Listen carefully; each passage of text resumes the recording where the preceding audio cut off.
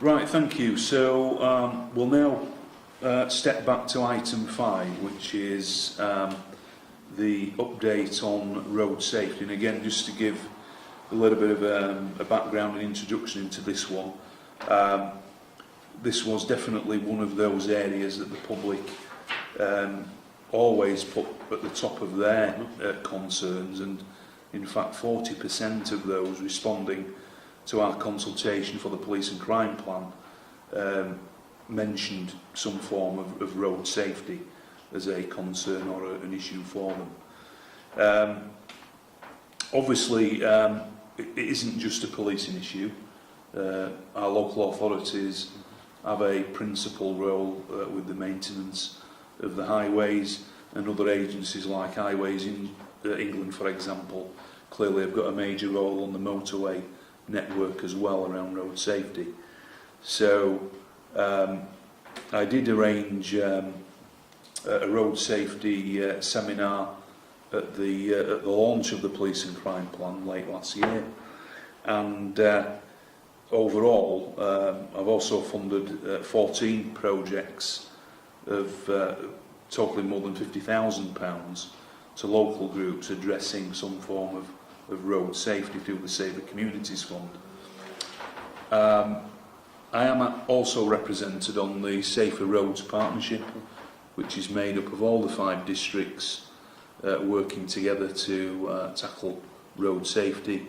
And I have also supported various road safety initiatives, such as a DVD that was produced with a local college in Wakefield called It'll All End in Tears, following a major tragedy down there in the south of the Wakefield district, and also the baby safety campaign, Strap Me Not Wrap Me, and also other initiatives with Metro, and also provide charitable donations to the Break charity, who work with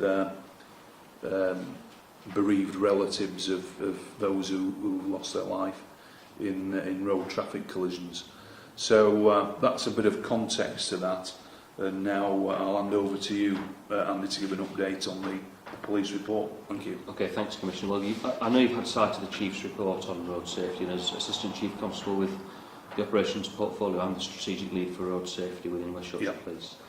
So I'll just take this opportunity to summarise the key themes of the report that you've received, which will cover issues of sort of context and capability, just to touch on the fatal 4 offences that we target, some local initiatives and proactive operations, our use of technology, specifically AMPR, automatic number plate recognition technology, in how we address road safety and deny criminals use of the road, and also a word about some future developments as well, if I may.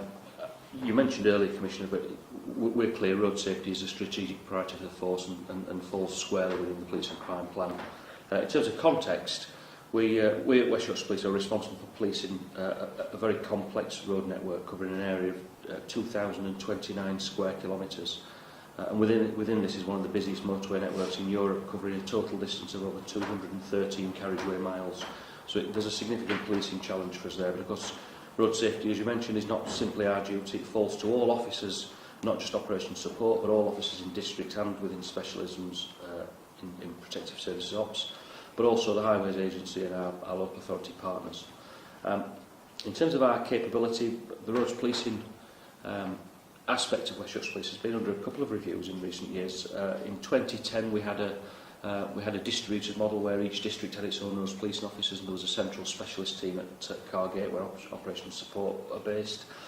In 2014 that capability was centralised to make it more efficient and allow us to target road safety and roads policing offending better. And we've created multi-skilled safer roads and neighbourhood support teams which complement not only road safety but specialist search and public order operations. So as at now we have a centralised, multi-skilled, multidisciplinary team that targets in and amongst the issues there, road safety and road policing issues. I would suggest to you that we have around 120 officers who are considered to be sort of pure roads policing officers, insofar as they're the ones who've completed traffic law, advanced driving and tactical pursuit training. So we still have a significant capability, but one which we're looking to enhance and develop further. And of course this complements all the roads policing and road safety activity that's delivered by our district colleagues and neighbourhood policing team officers as well. The teams that we have, the specialist teams at the centre, are based east and west of the force in Wakefield and Bradfield to give us a good east-west split and to allow us to effectively police the roads network. And of course that also allows us to be co-located and work with the districts as well, out in the east and west of the force, so we can tackle collectively the road safety issues there. The teams respond to a wide variety of incidents in supported districts, such as scenes, missing persons searches and public disorder, in and amongst other issues, as well as road traffic enforcement and collision investigation. We also get further support from the firearms officers who routinely undertake sort of low-level road safety activity in support of the roads policing teams, and their visibility on the road will no doubt deter antisocial driving and other traffic-related matters. So it really is a team effort, although we do have specialist officers who specialise in roads policing. Because in addition to road safety, we are committed to denying criminals use of the road, so we see this as a complementary service. We certainly target our proactive operations towards what we call the fatal 4 offences, which are proven through research to be the key 4 drivers of fatal collisions, these being excessive speed, the use of mobile phones and other technology whilst driving, failing to wear seatbelts and driving whilst under the influence of alcohol and drugs. So our enforcement activity tends to be focused on those areas, and you'll see on the table, performance table on page 3, that in addition to the speeding tickets that are issued by the camera safety network, officers themselves target speeding, mobile phone, seatbelt offending, which you will see in the table, in addition to other offences that are disclosed at the roadside, which will include insurance and driving licence or documentary offences, and also vehicle defects, which are a significant aspect of that work. There are a range of others, but they're less. They feature less in the sort of in the volume of work that the roads police officers are involved in, primarily because we do focus on the fatal 4, which we know are proven to contribute to road safety issues. We work, in terms of ticket enforcement, we work with the partnership you mentioned. We have a strategic partnership with local authorities, the Camera Safety Partnership, and through that we have an educational provision through the National Driver Offender Rehabilitation Scheme, commonly known as NDOS, which allows drivers that are convicted of speeding or other roads policing matters to elect to go on an educational rehabilitation course rather than face prosecution. That in itself generates opportunities for us to recover costs and seek to reinvest those monies back into road safety initiatives. There has been a recent change to national guidance, and although there's been an increase in the cost recovery from £35 to £45 per student, we have removed the local levy, which was charged at £20.50, so in effect there's a net reduction of £10.50 per student, which will have a significant impact on the available monies to us to reinvest into road safety initiatives. So obviously we'll be working hard to look at how we can continue to support proactive road policing operations despite that loss of funding. We're also using advances in technology around the prosecution of drivers that are over the prescribed limit, and certainly those who drive whilst under the influence of drugs, this drug driving, as it's known. We've started to make use of drugs wipes, which are a new innovation that allows us to test for the presence of drugs at the roadside. That has been rolled out to specialist roads policing staff and also to some district staff at this moment in time, but there'll be more rollout of that and a little bit more to come. In terms of specific operations, we run Operation Steerside, which is a targeted proactive policing operation using the specialist road policing assets we have at the centre as well as Bradford District to combat what is reported bad driving issues within Bradford District. Dedicated officers are tasked daily to enforce road policing legislation around the Fatal 4 and to combat antisocial use of vehicles. This has proved to be very successful, and certainly as a new innovation around that since February 2016, we've started to tackle this perceived bad reputation about bad driving in Bradford. We've also created a new facility for members of the public to submit dashcam footage for us for investigation. I think this is really about how we keep abreast of technology. We know now that lots of drivers have dashcam footage, and we would want to secure that as evidence where it's evidence of poor driving and bad driving standards for us to educate the public, and also to prosecute where appropriate. So, and again, that initiative within Bradford will be looking to roll out wider across the force once we've sort of sorted out, we've refined the sort of policy and procedural aspects of that.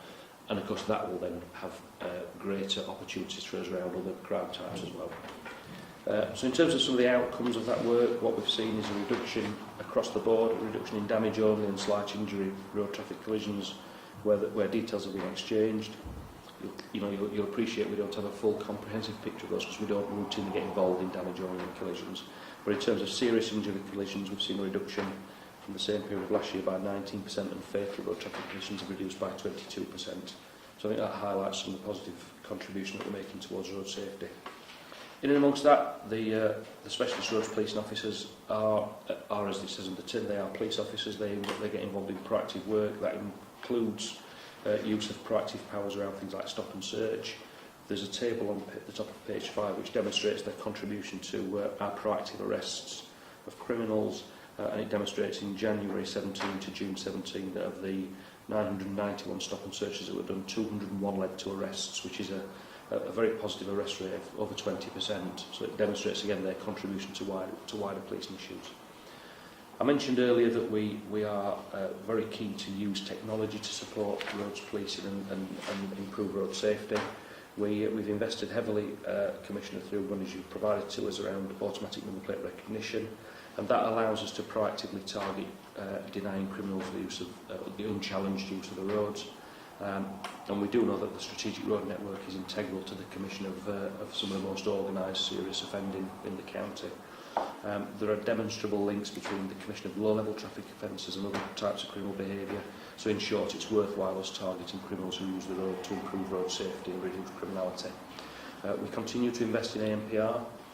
That's not only the technology itself, but also we've developed a back-office capability around analytics and tasking that allow us to focus resources where we have greatest chance of success.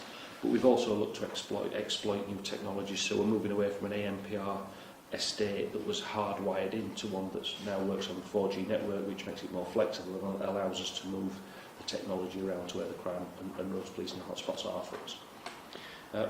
We're also piloting the close pass scheme. You may have seen that in national media that West Midlands developed a while ago, which targets instances of drivers who don't allow sufficient room for cyclists. There's a growing frustration amongst the cycling community about these sorts of issues. Analysis within West Yorkshire indicates that the majority of our cycling collisions occur at busy junctions, predominantly on the classified A roads. So we've commenced a trial phase of a close pass scheme, which we've branded Operation Safe Pass, and that's being trialled in the Leeds district in partnership with Leeds City Council and the neighbourhood policing teams covering those areas where cycling casualties are highest. That's been organised by the Roads Policing Support Sergeant, and we're looking to establish that as a core operation for neighbourhood policing teams around local safety, and I can bring you further updates on that as we get the analysis and evaluation of how successful that's been. As I mentioned earlier, we're also trying to make it easier to report instances of bad driving by developing this IT platform that allows cyclists or other drivers to upload footage. And we are being supported by a local cycling group who volunteered to support in that with us to help us develop the technology, which will have wider benefits for policing. So in terms of the future, we currently have a review of our safer roads and neighbourhood policing support, the roads policing capability at Cargate, with a view to developing an additional ANPR intercept capability so we can target further criminality on the roads and keep the roads safe, and also contribute towards force level road safety issues. We have a current uplift in roads policing trained officers, which is part of the budget increase, Commissioner, you've secured for us to invest in additional officers, and we will be looking to deploy some of those within the roads policing environment to support road safety issues. We're also working in partnership with the Motor Industry Bureau to tackle drivers who have or who have fraudulent insurance, and we're looking to secure some funding through the Motor Insurance Bureau to tackle these offenders. We've also it's appreciated that capacity at district level for proactive road safety work had become more limited in recent times as our neighbourhood policing teams were diminishing. However, again, the budget that you've set, which is allowing the reinvestment and redeployment into neighbourhood policing, will give us an opportunity to look at how we can support roads policing activity to enable policing level. So that's very welcome. And recently we've just appointed a new partnership and innovation manager within the Casualty Reduction Bureau and the Strategic Camera Safety Partnership, who is currently reviewing all the delivery aspects of the road safety and roads policing campaigns, so that we can work more effectively in partnership to deliver improved road safety. Right, thank you. Yeah, there's quite a lot of information there. So I'll go back to page 2 and obviously reference to the fatal 4 offences, and drug driving is something you touched on.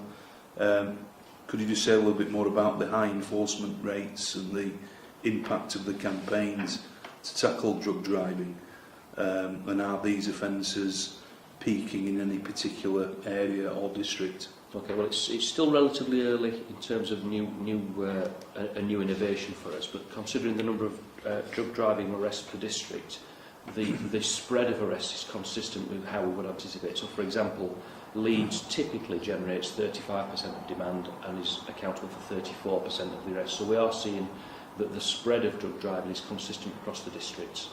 The roadside drug driving screen is still relatively new, and it's only currently being used by specialist road safety officers and some neighbourhood officers. We are seeing that it's been successful for us, so we are now looking to cascade that across the districts to patrol officers as well. And what we do anticipate is that we'll see an increase in successful prosecutions. As it stands, we've had an uplift. We had 118 arrests in 2015. We had 305 in 2017. So this technology is making a positive impact on taking drivers from the road who clearly are unsafe to drive, given their state under the influence of drugs. Okay, thank you for that. And the chart at the top of page 4. So with regards to the types of drink and drug driving arrests, are there any notable differences in age profile? There are, Commissioner. In 2017, we've done some analysis of the data. Only 20 arrests out of the 1,875 were for drivers under the age of 18, whilst over 850, almost 850, 848 actually, which is 45%, were between 18 and 30. The age range 31 to 40 made up the second highest band of 533, which is 28% of arrests. And then there were 260 for the age band 41 to 50 and 213 of the over 50s. So the data shows consistently over the last 3 years that it's the 18 to 30 age range which equates to the highest number of arrests. And clearly that's where we need to target our educational activity, but there can be a very challenging age range to target, hence why we do try and catch early in schools. Okay, yeah, thanks for that information. Page 5, so you referred to the welcome reductions in road traffic collisions, serious road traffic collisions and fatals. But do you have the numerical figures rather than just the percentages? Yeah. So in terms of Bradford, and again, some districts show a marginal increase, some show a reduction, but on the whole there's been a reduction across the force. But in Bradford, there were 8 fatalities, and I've got 2016 as the latest full year figure, so 8 fatalities against a previous year of 7, that was an increase of 1. 170 serious collisions against a previous year of 181, so a reduction there. In Leeds, there were 9 fatalities against a previous year of 16, so a significant reduction, and 322 serious collisions on both years, so that was static. In Calderdale, there were 9 fatal collisions against a previous year of 6, so an increase of 3, but a reduction to 69 from a previous year of 86, so again quite a substantial reduction. Wakefield had 6 fatal collisions in 2016 against a previous year of 2015, which was a bit of an outlier at 12. And then serious collisions have gone up slightly from 131 to 141. And finally, Kirklees, 5 fatal collisions in 2016 against a previous year of 7, and 147 serious against a previous year of 152. So whilst these changes represent small numbers, what we do recognise is the nature and the outcome of these can be catastrophic, so any reduction is unwelcome. Yeah, thank you. Sorry, any increase is unwelcome. Yeah, no, thanks for that information. So I think we're back to page 4 actually. So you mentioned that the facility has been created for members of the public to submit dash cam footage, and clearly this has got real possibilities around very good public engagement as well.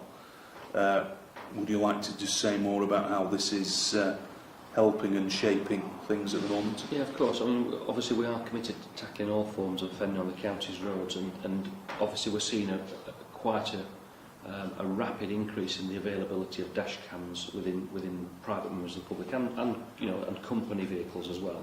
So having the facility for members of the public to firstly record and then share that with us is very helpful for us, because we get an accurate account of what's happened, and it acts as an independent witness for us essentially.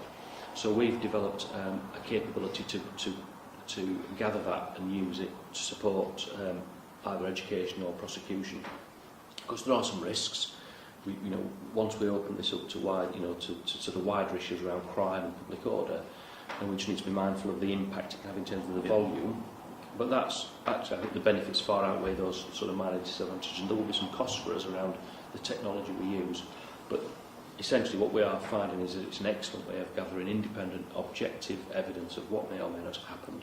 And Operation Steerside is helping us to sort of pilot that and to work out the sort of policy implications and the procedural implications.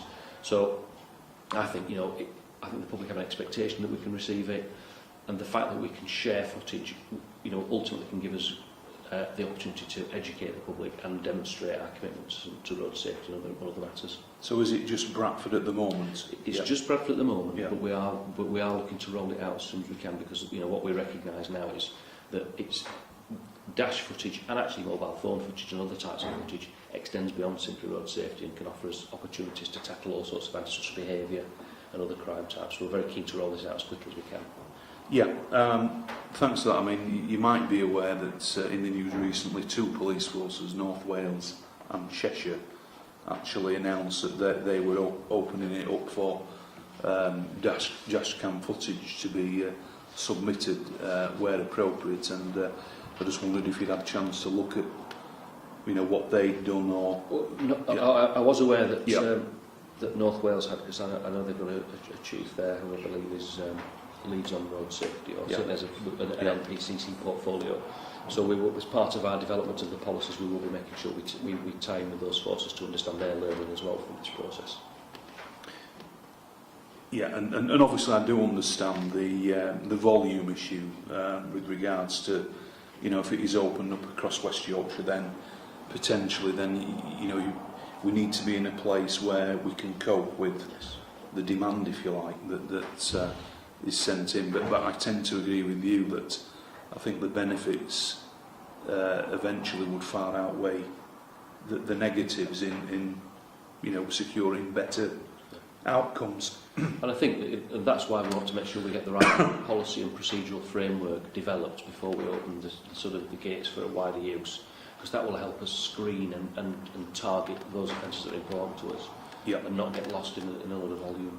Yeah, and again, going back to previous comments on social media, we often see, don't we, video footage of people that have posted something around a dangerous incident on our roads, and I assume we already look at those if that's clearly brought to our attention. Yes, we have examples, and it's for everything. We've recently had a hate crime incident that was brought to our attention via social media that was investigated, reported, and positive outcomes. Yeah. So in a sense, it's an extension of that, and analysing the footage. Exactly. Yeah. Exactly. Okay.